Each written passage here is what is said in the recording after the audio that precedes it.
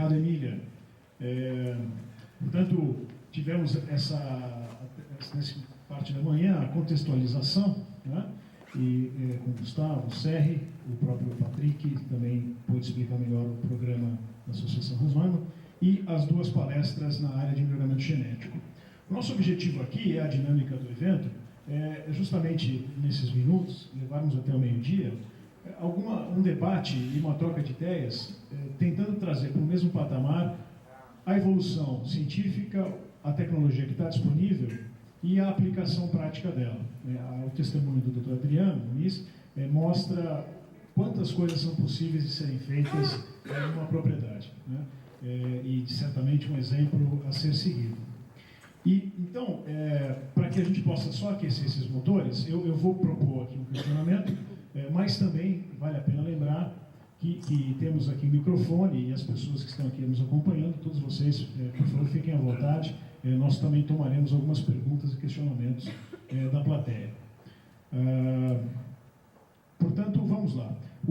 Eu faria um questionamento que tem relação com as questões de melhoramento genético, tanto pela exposição do Dr. Romário como do Dr. Fasuoli.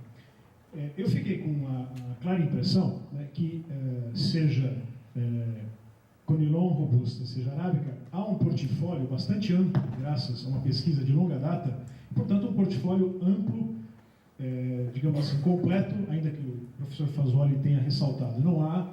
O mundo não é perfeito, e portanto você vai ter um material que te entrega benefícios de um lado e eventualmente não de outro. Mas vamos partir do princípio de que há um portfólio bastante amplo. Porém, também muito bem ressaltado, e aqui um exemplo do Arábica, 45% da área de Arábica no Brasil é catuai vermelho ou amarelo. Então, a pergunta que eu faço, e peço para que tanto o Fasuoli quanto o Romário possam endereçar, e possivelmente o Shigeru possa também fazer algum comentário na sequência dos dois, quais têm sido os esforços para poder mostrar e levar ao cafeicultor estas tantas outras possibilidades, né? E o que aí, então, o Shigeru eventualmente possa nos ajudar, qual tem sido o papel da extensão também nessa divulgação de possibilidades, né? E naturalmente, conhecê-la e, possivelmente, introduzi-la quando for pertinente. Podemos começar assim? Posso passar o microfone para o professor Fasuoli? Bom, eu queria dizer o seguinte aí, em relação a isso, que essas variedades aí, no caso do catuai, uma lavoura, se você tem uma lavoura de café que está produzindo bem, a lavoura leva 15, 20 anos, no mínimo, para poder durar muito mais que isso. A pessoa não vai arrancar aquela lavoura para plantar uma outra, mesmo só se ela tiver alguma característica muito importante, que ele quer fazer um nicho ou vender um café especial, ou café diferente, ou café com mais qualidade, ou um portfólio melhor para venda.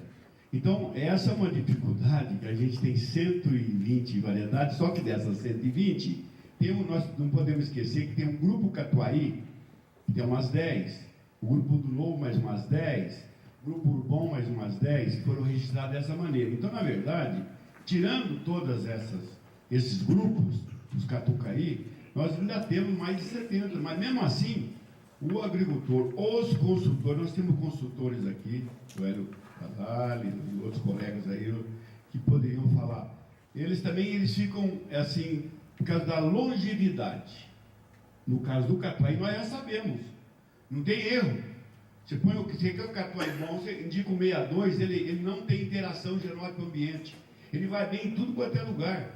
O mundo louco também, região que venta, não pode pôr porte alto, então pode porte baixo, que segura, entendeu? Então, na verdade, nós temos muitas opções, mas o pessoal fica, não sei se é resiliente, eles ficam temerosos de usar. Mas, mesmo assim, nós temos áreas grandes plantadas. E essas variedades novas, elas, como eu disse, ela atende uma coisa e prejudica outra. Entendeu? No caso do catuai, por exemplo, é suscetível a ferrugem. Né? Nós temos esse material Obatã que engarça uma maravilha. O pessoal adora, mas se você for recomendar o Obatã numa região alta, não pode. Por quê? Porque ele é tardio. Então, nós temos feito experimentos, temos feito palestras, cursos no IAC, divulgando todas essas possibilidades, não somente das variedades do IAC, como das outras variedades. Eu sempre falei, nós somos um país rico de variedades. A pessoa, numa fazenda, hoje tem que ser um empresário, ele tem que saber o que ele quer, o que ele vai vender, o que ele quer fazer. E aí conversar com as pessoas e tomar as suas devidas decisões. Estou falando só do Arábica, entendeu? Então era isso aí, não sei. Tá bom assim. Tá ótimo, acho que as colocações ficaram muito claras, né? Que há essa eventual resistência ou resiliência na adoção, naturalmente, por questões de custos, e a renovação não é algo tão simples assim. Por outro lado, eu sei, o Romário vai poder comentar, o Estado do Espírito Santo passa um dos programas estaduais em que o INCAPé tem um papel fundamental, justamente em renovação. Se pudesse ter alguns comentários a respeito disso, por favor. Bom, o Espírito Santo tem uma particularidade talvez um pouco diferente de muitos outros estados produtores. Primeiro, é um estado pequeno. Então, pelo tamanho do estado, isso facilita uma articulação maior da cadeia do café, em todos os setores. Uma segunda condição que favorece também, porque a pesquisa e a extensão está dentro do mesmo órgão. Então, no estado de Espírito Santo funciona bem isso. Talvez num estado maior, essa articulação, isso aí talvez não teria o mesmo resultado. Mas a gente verifica uma questão interessante. Nós temos lá plantio de café arábica e plantio de café conilon. A gente tem uma percepção que as coisas no conilon, ela anda numa velocidade diferente. Isso aí é numa média, no geral, né? E o que a gente também percebe, apesar de todas as dificuldades que tem lá, principalmente aí, mesmo de todas as crises que já teve de governo, não vamos voltar muito no passado, né? Mas essa cafeicultura, ela vem passando, ela tem um programa dentro dela, independente do governo que tem lá dentro, esse programa ele tem que ser conduzido. Principalmente nos últimos 10 anos, a gente tem tido um apoio governamental bastante grande à questão do café lá. E sempre dentro disso daí, a gente busca trabalhar dentro daquilo que, vou dizer, está mais deficitário. Principalmente nas regiões onde necessita maior atenção. Então foram criados, por exemplo, 3 programas a nível de Estado para justamente estar atendendo essas regiões mais deficitárias. O programa Renovar Café Arábica, que pega justamente uma região onde os índices de produtividade e há necessidade de maior renovação, e ali é onde a gente concentra os maiores esforços, visando que essa cafeicultura de arábica ela seja mais ou menos igual em todas as regiões. Da mesma forma, nós estamos fazendo no conilon. Então, nós temos 3 regiões, uma região de alto nível tecnológico, outra região de um nível tecnológico muito bom, e uma região de um nível muito baixo. E é justamente a região onde se concentra a pecuária de leite. E essa região mais próxima das regiões produtoras de café arábica. Então, os esforços estão sendo feitos nessa região, chamado programa Renova Sul Conilon. Então, são feitas várias ações, como a disponibilização de materiais genéticos, como a implantação de jardins clonais, como capacitações em todos os níveis, e sempre trabalhando dentro de uma efetiva parceria entre o setor público e o setor privado. Bom, e tudo isso, pano de fundo, é um planejamento estratégico. Nós temos um planejamento estratégico para a cafeicultura do Estado do Espírito Santo. Esse planejamento estratégico estabelece, ele é revisado de 4 em 4 anos, estabelece as metas e as ações para atingir essas metas. Então, por exemplo, nós temos uma meta para o conilon. Chegar até o ano 2020 a 15 milhões de sacos de café conilon lá. E produzir pelo menos 20% desse qualidade superior. Nós temos uma meta para o café arábica lá também, que é dobrar a produção e a produtividade do café arábica no estado do Espírito Santo. Isso tudo monitorado pela uma coordenação a nível de estado.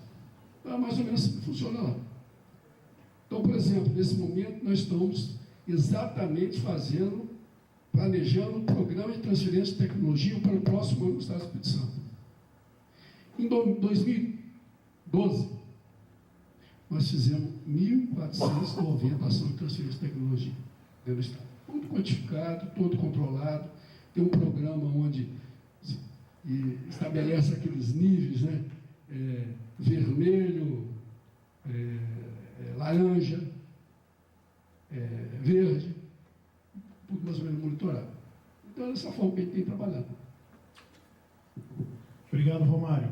E ainda nessa temática, né, de renovação e disponibilidade de um portfólio amplo, se o Shigeru pudesse comentar um pouquinho, dentro da tua experiência em extensão, né, o que você observa como impedimentos ou não, ou boas práticas que têm surgido justamente nessa renovação dos cafeicultores?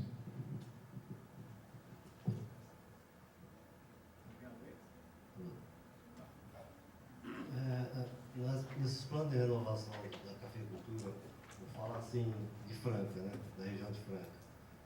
O que temos notado hoje, nas últimas renovações, substituições de lavouras, é a adequação do sistema de manejo para a mecanização total. Né, aqueles plantios em curvas, obedecendo as curvas com muitas linhas mortas, isso não está acontecendo mais. O pessoal está plantando em linha reta, valorizando muito o manejo de mato, né, para conservação do solo. E as variedades, hoje é o Catuai Mundo Novo, né? A maior parte é Catuai Mundo Novo, vamos dizer assim, 50% cada. Novas variedades estão surgindo. Agora, já tem produtor fazendo a diferença aí na nossa região. Para a alegria do Dr. Fazoli, o Batão, tem um produtor lá que está voltando a plantar o Batão. Ele está usando um sistema de reconstituição da fertilidade do solo através de manejo de mato. E ele está tendo altas produtividades. E na última visita que fiz com ele, fiz a pergunta por que ele estava plantando o Batão. E ele contou uma história que uma hora eu quero contar para o Fazoli, é uma história bastante interessante. O doutor Hélio Casale conhece a propriedade, Toninho Davi, né, que é novos arranjos tecnológicos que está sendo instalado aí pelos cafeicultores. Muito bem, obrigado, Shigeru, pelo comentário. Por um pequeno esquecimento da Emília, o Patrick não foi convidado. Eu queria, Patrick, que você viesse aqui, até porque você não vai escapar de uma pergunta minha. Se pudesse se juntar a nós aqui. Lá tem a pergunta? Sim, só um minutinho, por gentileza. Com certeza, Richard. Tá?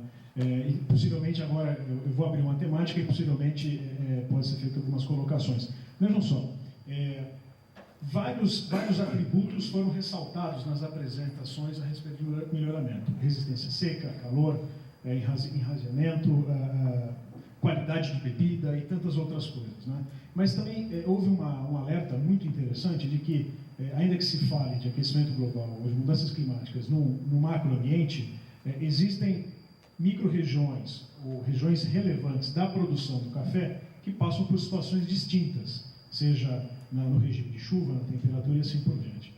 Então, o que eu ia pedir para o Patrick eventualmente comentar, sabendo que o seu projeto está em diferentes municípios mineiros, o que é que você e a sua equipe têm percebido, né, de mudanças climáticas efetivamente, em termos de velocidade e intensidade, né, e o que lhe parece, do que você assistiu, de atributos que estão nesses materiais disponíveis, né, o que poderia ser útil e relevante nesses municípios?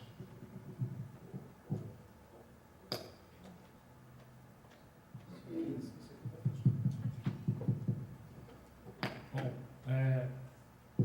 a gente está atuando principalmente na região sul de Minas. A gente está ali na região de Santo Antônio do Amparo, Perdões, mais ao sul de Minas, em Lambari. E como a gente viu no mapa, não é uma região onde a mudança climática tem afetado tão severamente, comparado com outras regiões como o Vale do Jequitinhonha e também a região do Cerrado, do Triângulo. Então, nesses municípios, o que a gente tem observado junto aos produtores é um pequeno aumento da temperatura, mas que ainda, o que a gente observa é que ainda está dentro da margem ideal para a produção de café, não tem afetado muito. O que mais preocupa na região é a questão da variação do regime de chuva. Dentro da média está ocorrendo a mesma quantidade, porém má distribuição dessas chuvas. E com isso a gente tem observado problemas de seca, né, que a gente tenta com coberturas de solo, aplicação de gesso e outras atividades aí para tentar.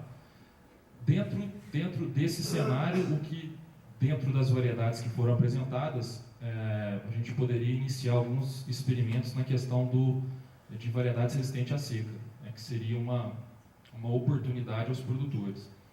Irrigação também foi comentado e até a Embrapa mencionou aqui uma cautela com relação à irrigação e que a gente também tem essa cautela de não estar disseminando irrigação, de estar incentivando a irrigação convencional pela questão da água, e sim uma utilização de uma irrigação de suporte complementar somente durante o período necessário com a coleta de água de chuva, até porque esse projeto da iniciativa Café e Clima, ele está focado nos pequenos produtores.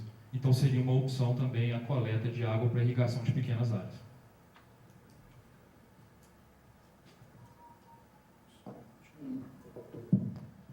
Alô, alô? Não sei se Gustavo gostaria de fazer algum comentário. É uma dinâmica bastante diferente do projeto dele, como ele ressaltou, o Patrick, voltado à pequena propriedade. E os teus resultados, muitos deles em grandes propriedades. Mas talvez algum comentário possa ser...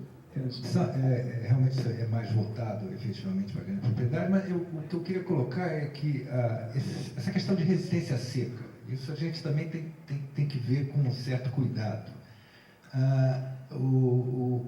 A gente tem lá na nossa base experimental, lá hoje em dia, variedades, temos por volta de 15 variedades, muitas delas foram citadas, as mais comuns, 99, 612, Latam, Iapá, que no início do experimento a gente tinha uma base pequena, basicamente a gente trabalha com o Iapá, que era considerado tolerante, foi avisado para a gente que o Iapá era tolerante à seca, e o Rubi, que era considerado, e o Rubi que era sensível, exatamente, o Iapá tolerante, o Rubi sensível.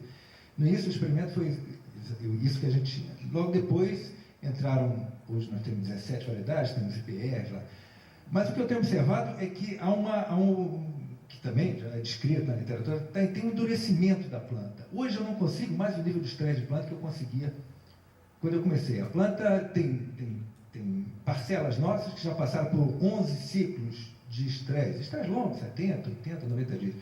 E hoje eu não consigo chegar no nível de estresse que eu chegava antes, nunca.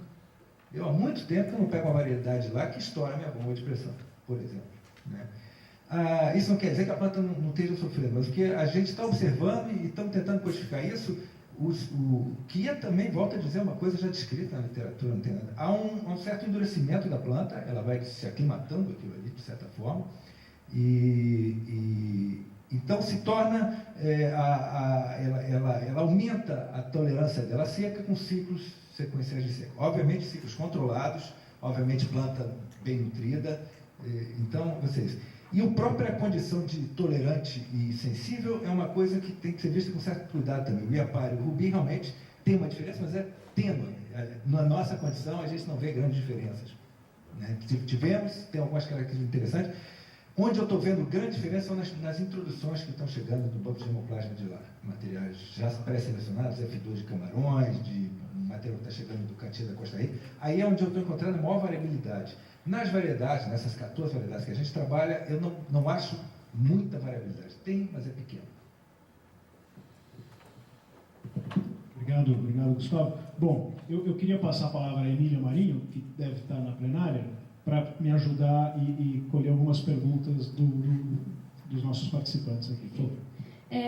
Bom, A gente vai abrir o espaço de 10 minutos para perguntas, se limitando a isso. Posteriores perguntas, quem mais estiver interessado pode contactar diretamente aos palestrantes aqui presentes ou, eventualmente, encaminhar as perguntas para nós, que nós vamos estar indo atrás de quem vocês precisarem. Já tenho aqui 3 pessoas, conforme foram falando para mim, eu vou passar em ordem.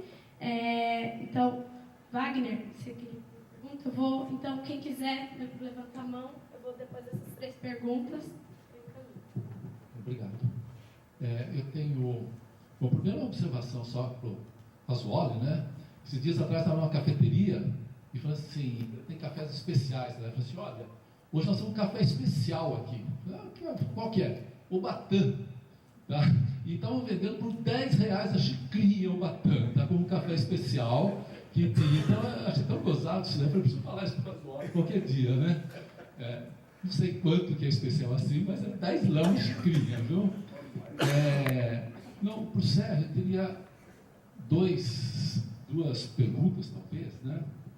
Que hoje está se falando do sombreamento em café, então eu queria ver a relação desse sombreamento com o quanto que pode realmente realizar, vamos dizer, um sequestro do carbono ou ser positivo para diminuir emissões, e também em relação,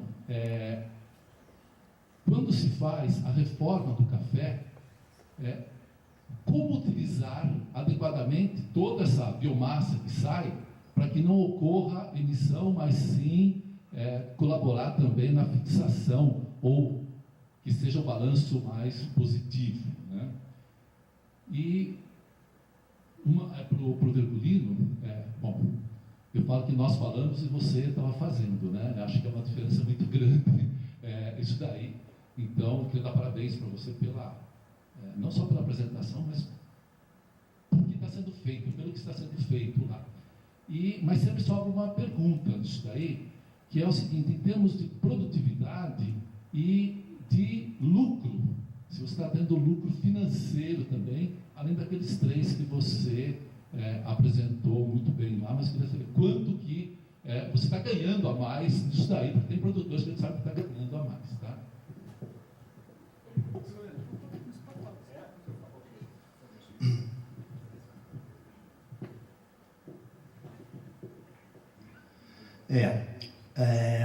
A situação hoje, ela não é boa não, porque o preço do café caiu muito. Com a certificação, eu consegui contato com pessoas, compradores de café, e eu consegui um prêmio no momento da venda do meu café. Então, a certificação, esse é um dos lucros dela. O comprador parece que tem mais confiança na gente. E ele acredita no ser, além de tudo que faz, né? No compromisso de entregar os cafés. Então, eu fixei meu café em 2011, esse ano eu vendi bem. Mas tirando isto, eu acho que a sustentabilidade, se for falar em sustentabilidade para a cafeicultura na minha região, eu acredito que a perspectiva não é boa não, que daqui 20 anos, eu não sei se vai ter cafeicultura lá mais, porque além do custo, lá é tudo manual, além do custo, não vai ter gente para trabalhar. E os filhos dos meus colaboradores, eles não vão trabalhar na fazenda, eles estão fazendo faculdade, então vão para o centro urbano, para o comércio, vai fazer uma atividade, um serviço muito melhor, porque é difícil trabalhar na cafeicultura. Agora, quando eu penso em sustentabilidade, eu penso não como um todo, o bom seria, mas eu penso na prática. Então, a prática que eu falei aqui, ela é sustentável nos 3 pilares, todas elas. Mas a atividade, eu acredito que possa não ser. Tá? Respondi?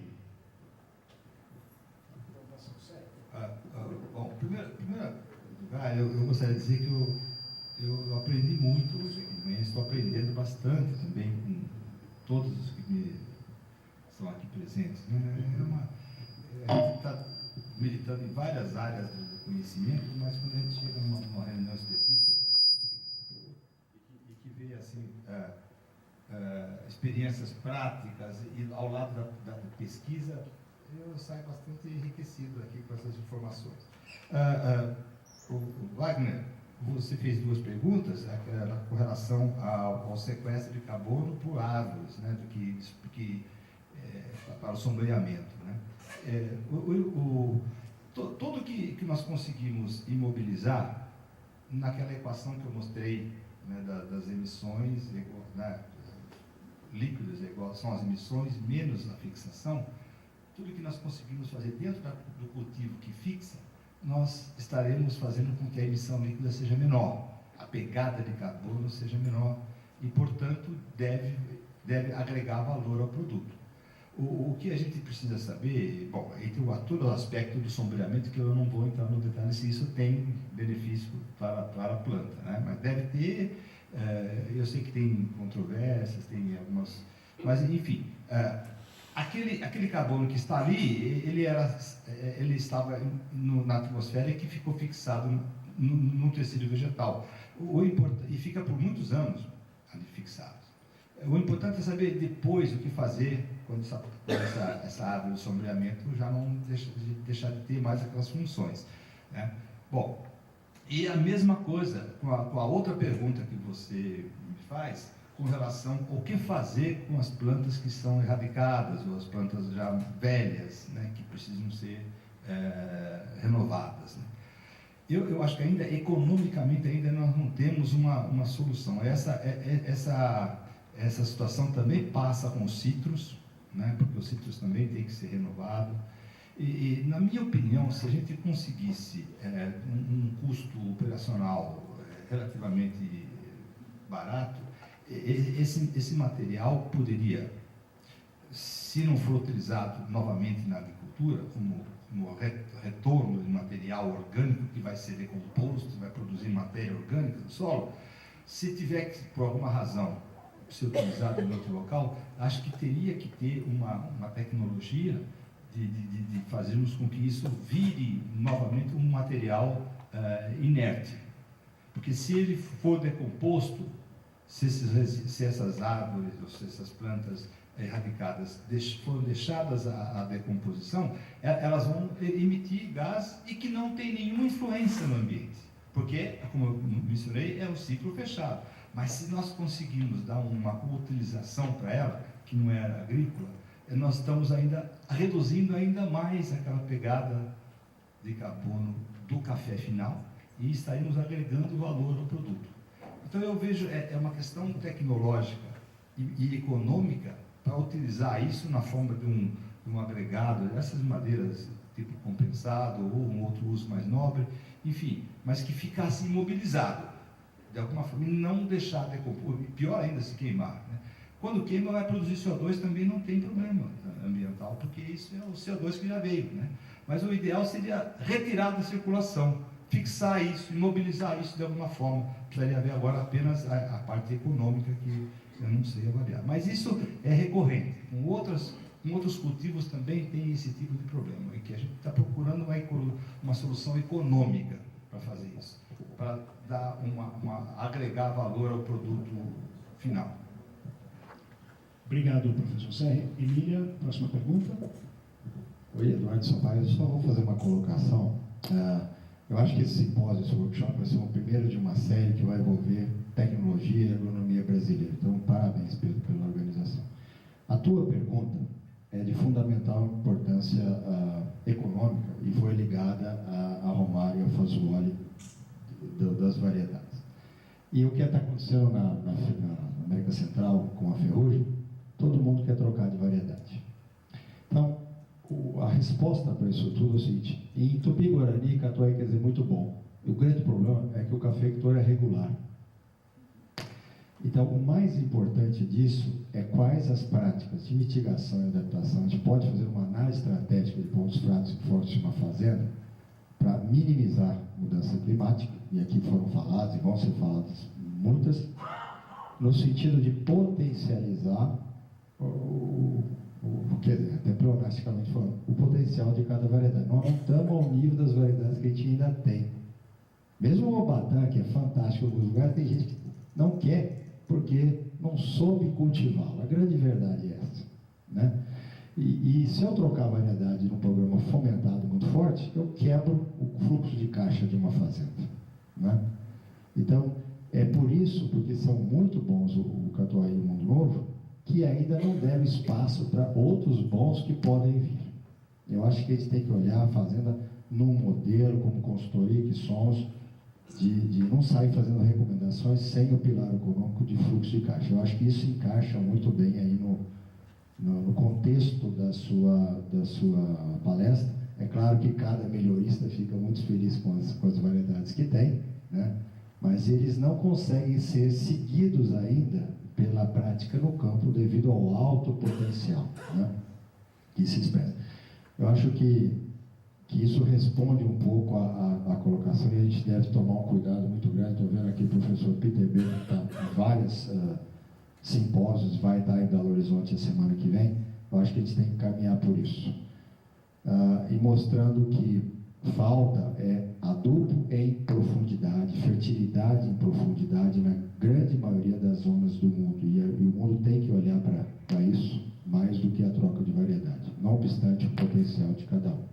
É isso que eu queria colocar. O nosso colega Wagner fez a colocação do Obatã. Obatã é bom, tem mais de 60 e pouco de Bourbon, é especial, tanto que já ganhou vários Cup of Excellence por aí afora. Rapidinho, gente, já está bem apertado. Obrigada. Eu lamento, eu não vou conseguir ser tão rápido, senão eu prefiro abdicar de abrir, porque senão eu vou abrir uma polêmica muito grande.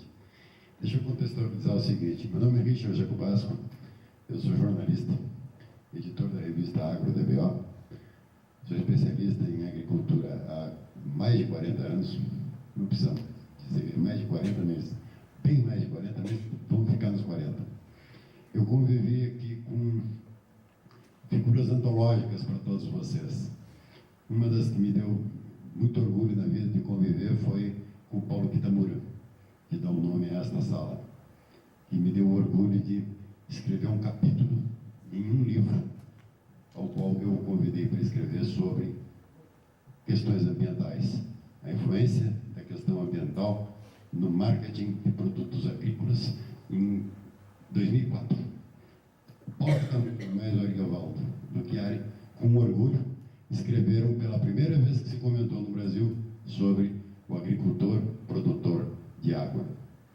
Como o assunto todo que está permeando a questão ambiental, e não vou provar que eu sou velho, mas porque eu sou antigo, eu convivi aqui com o Alcides Carvalho. Eu tive o orgulho de conviver com o Dr. Ângelo Paz de Camargo, cujo filho está aqui circulando mais que uma notícia. Acabei de fazer uma pergunta para ele, mas ele não soube responder porque ele é climatologista. Talvez o CR possa responder, porque eu tenho uma pergunta só. Só que eu preciso contextualizar antes. Eu conheço 5 mil propriedades rurais Brasil adentro. É o meu maior orgulho do meu currículo, além de 3 livros que eu escrevi. Mas eu aprendi nos 40 e tantos anos de jornalismo que contam mentiras para a gente desde que a gente nasce. Primeiro é a cegonha, depois é o Papai Noel, depois é que não vai ver nada, né? Enfim, tem uma série de mentiras que contam para a gente. Aprende, que quando você aprender, você vai ser alguém na vida. Quando a gente aprende alguma coisa, a gente já é velho para atuar no mercado. Então, são as mentiras que vão contando. E há um modismo hoje, que é uma grande mentira, da qual eu, de um lado, alegria, mas de outro, com muito profunda tristeza, eu vejo o que está acontecendo nesta sala hoje. De um lado é uma alegria encontrar e conhecer, quero apertar a mão do seu Virgulino, e dizer o seguinte: o senhor é a reencarnação da Madre Teresa de Calcutá. Parabéns. O senhor veste uma honestidade como ser humano, como profissional profunda. Agora, se os agricultores no mundo seguirem o seu exemplo, os 7 bilhões de pessoas que temos hoje no planeta vão morrer de fome. Nós não vamos precisar esperar chegar a 9 bilhões. O que se fez neste país sobre a emoção de distribuir terra para fazer reserva legal, 20% foi confisco de terra. Nem o comunismo conseguiu isso. Os ambientalistas estão conseguindo. E o que se discute hoje é mudança climática. Porque o IPCC mudou o toque da pegada deles. Antes eles falavam em aquecimento. O professor Sérgio participou do IPCC. Hoje eles não falam mais em aquecimento. Eles falam em mudanças climáticas. Porque o aquecimento ninguém provou cientificamente. Essa seria a pergunta do professor Sérgio. Ele me dê. Deixa que eu vou contextualizar primeiro. Eu quero uma única prova científica de que existe aquecimento. A questão da mudança climática é discutível. Tem muito pano para manga. Faz 4 milhões de anos que o planeta existe e as mudanças climáticas são permanentes. Agora, como nós temos cientistas aqui, não preciso nem fazer a apresentação. Eu só quero fazer uma chamada do seguinte. Existem 6 elementos no planeta Terra, além do Sol. A falta de qualquer um desses 6 elementos, não existiria vida como a gente conhece. A sigla é, para quem não conhece, JONSP, que é carbono, hidrogênio, oxigênio, nitrogênio, enxofre e fósforo. Ok? Mais o Sol. A falta de qualquer um desses elementos não existiria vida, nem humana, nem animal, nem vegetal. Segundo, o carbono é o gás da vida. E todos aqui nessa sala falam em reduzir emissões de carbono. Quando, no período carbonário, período jurássico e outros períodos mais antigos, nós chegamos a ter 7.000 partes por milhão. Hoje nós estamos com 350 partes por milhão. E estamos querendo reduzir. Talvez reduzir ao ano de 1790, pré-era industrial, que foi o mínimo que se conseguiu na história da humanidade, de se ter de presença de carbono na atmosfera, que foi 0,029%, ou 290 partes. Estamos hoje em 350. O ideal seria, para as plantas, 450. Os holandeses aprovaram isso em estufa, em que a produção aumenta 30%, injetando CO2 dentro da estufa. Agora, mudança climática, atmosfera, redução, meu Deus do céu, quantos cientistas discutindo, me perdoem o adjetivo, balela. Nós estamos discutindo o sexo dos anjos. A atmosfera é composta por 78% de nitrogênio, 20,8% de oxigênio, sobra 1%. Desse 1%, carbono representa 0,035. Eu não acredito que 0,035 mude o todo, nem na homeopatia. Richard, a contextualização está muito rica. Perfeito. Então a pergunta é só essa: qual é a prova que existe da mudança climática?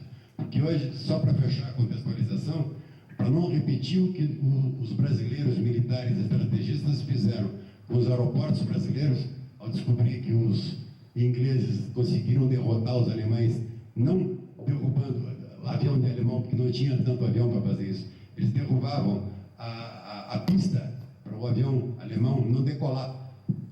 Né? E os militares brasileiros projetaram nos anos 40, no meio da guerra, que o avião seria o futuro em termos de armamento e em termos de transporte. E o que eles fizeram? Construíram todos os aeroportos do Brasil em áreas onde havia fog e nevoeiro e não corrigiram o problema depois. Uma decisão emocional. Richard, Salgado Filho. Tá fantástico. Okay, vamos obrigado. manter a temática ainda na agricultura. Desculpe que tudo isso modela a agricultura, como o Código Florestal modela hoje a agricultura, que é o caso do seu Virgulino. Muito obrigado. Vou passar a palavra ao Sérgio, por favor. Bom, eu não tenho procuração para defender o senhor Virgulino, mas o senhor está falando uma grande injustiça.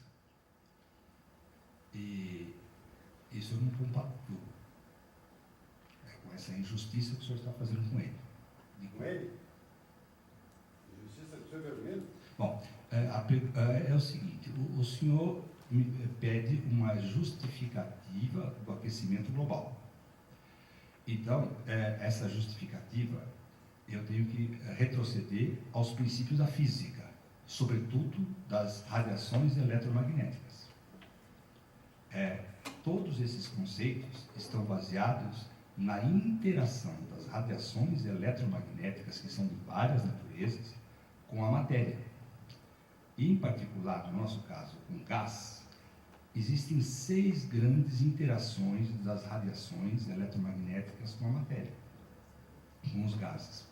Esse é um conhecimento científico fundamental, básico, para que a gente possa entender isso aí, né? Se eu não entender isso, a gente não vai ficar discutindo suposições. Então, quando se algumas radiações, alguns comprimentos de onda, eu vou colocar a radiação solar, que tem um comprimento de onda curto, esse comprimento de onda curto, ele não interage de forma significativa com a matéria. Agora, esse comprimento de onda no visível, quando ele é refletido, ele vem num outro comprimento de onda, que chama-se infravermelho, um comprimento de onda maior. E esse comprimento de onda maior tem dificuldades de ultrapassar a matéria. Assim como tem os fornos micro-ondas, radiação nuclear e outras coisas. Ele tem dificuldades. E interage, excita os átomos, excita as ligações que existem entre os átomos que vão constituir uma molécula de CO2, de metano. Nessa interação, a energia, que é uma energia do infravermelho, ela é transformada em outra forma de energia, que é uma energia térmica. Então, esse é o princípio da física e da química e da matemática que se baseiam todas essas questões que nós estamos falando. Não são invenções minhas, não é balela, é conhecimento científico profundo que se ensina nos bancos escolares. Então, os cálculos que são feitos é o seguinte: a radiação solar que entra no topo da troposfera é de 240 watts por metro quadrado. Isso é calculado, medido, quantificado isso. A energia que sai do infravermelho, ela entra solar, entra visível e sai infravermelho, é de 240 menos 1,05 watts por metro quadrado. Isso a gente chama de radiative force, forçamento radiativo provocado por essas moléculas que estão na atmosfera. Existem alguns forçamentos que são positivos e outros forçamentos negativos. Mas entre os positivos e os negativos, faz com que a energia que saia seja menor, é de 1,05 watts. A ciência é feita por verdades transitórias, não são mentiras. Amanhã alguém vai poder mostrar que não é mais 1,05 watts, é um pouco mais ou um pouco menos. Agora, o que acontece é que esses efeitos são mensuráveis, foram quantificados. A gente pode até duvidar, assim, questionar se aquela magnitude é um pouco mais ou um pouco menos. Agora, o que nós estamos conseguindo com a pesquisa é de reduzir as incertezas. Né? E essas incertezas, cada vez mais, a magnitude ainda é a mesma, 1,05, mas com uma incerteza menor. Então, veja, são esses os princípios da física, da química e matemática que nós estamos nos baseando, e que toda a comunidade científica se baseia, que os órgãos de fomento, como o FAPESP, têm linhas específicas para avaliar isso, para estudar isso, o CNPq tem editais para estudar isso, a Embrapa tem pesquisadores de alto nível intelectual estudando isso, o Ministério tem. Então, eu acho que ninguém faz alguma coisa assim só pelo simples fato de querer passar tempo. Não, nós estamos trabalhando seriamente nisso aqui. E até a gente tem obrigação de avaliar, de quantificar. Porque, como eu disse, tudo é transitório. Se amanhã nós tivermos alguma informação melhor, nós vamos fazer as coisas de outra forma. No momento, nós temos que fazer isso. Da melhor forma possível, baseado em princípios. Ninguém aqui está inventando nada. Nós estamos vendo as consequências dessas interações, das radiações com a matéria. Basicamente é isso. Só ele me respondeu a minha pergunta aqui. Há uma única prova científica É isso que eu estou falando para o senhor. É isso, a diferença entre 240 watts para... Não, desculpa, não, nós tivemos os 2 invernos mais rígidos dos últimos 40 O senhor anos. olha, desculpa, senhor, acho que não está faltando algum conhecimento fundamental da física. Mas o que eu quero dizer para o senhor, que o senhor está pedindo que se não houvesse, se a quantidade de energia fosse a mesma, nós não teríamos um aumento da temperatura de 0 a 76 graus centígrados. Né?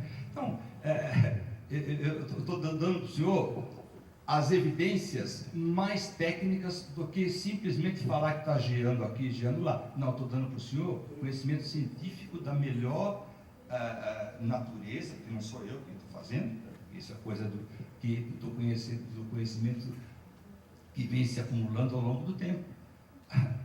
Eu não sei se eu fui claro ou fui muito vago. Não foi claro. Não foi claro? Olha, eu acho que nós estamos precisando terminar o debate porque está pronto lá.